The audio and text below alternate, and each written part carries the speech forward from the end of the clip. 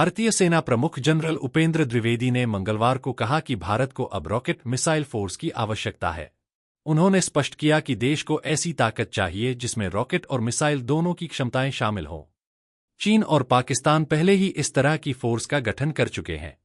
सेना दिवस से पहले आयोजित वार्षिक संवाददाता सम्मेलन में जनरल द्विवेदी ने बताया कि भारत पिनाका रॉकेट सिस्टम को लगातार मजबूत कर रहा है, जिसकी मारक क्षमता 120 किलोमीटर तक है।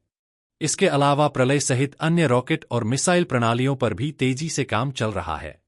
उन्होंने कहा कि मौजूदा हालात में रॉकेट मिसाइल फोर्स एक जरूरत बन चुकी है और सरकार भी इस सोच से सहमत है।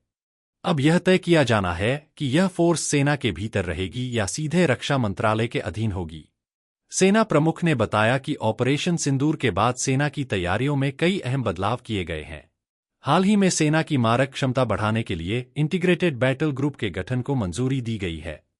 मेजर जनरल स्तर के अधिकारी के नेतृत्व में सेना की 16 यूनिटों को मिलाकर ऐसे समूह बनाए जाएंगे जिनके लिए दिशा निर्देश तैयार किए जा रहे हैं।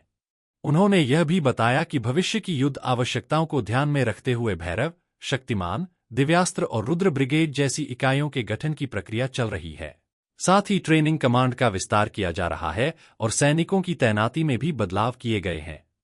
रॉकेट फोर्स को सेना की एक विशेष इकाई बताया गया जो लंबी दूरी की मिसाइलों और रॉकेट हथियारों का संचालन और नियंत्रण करती है तथा ड्रोन और मिसाइल हमलों का त्वरित जवाब देने में सक्षम होती है। पाकिस्तान द्वारा बांग्लादेश को हथियार देने से जुड़े सवाल पर जनरल द्विवेदी ने कहा कि ऐसे फैसले किसी स्थायी सरकार के प्रतीक नहीं होते। भारत और बांग्लादेश की सेनाओं के बीच संवाद जारी है और बांग्लादेश की सेना भारत के खिलाफ नहीं है। क्षमता विकास के मामलों पर भारत लगातार नजर बनाए हुए है।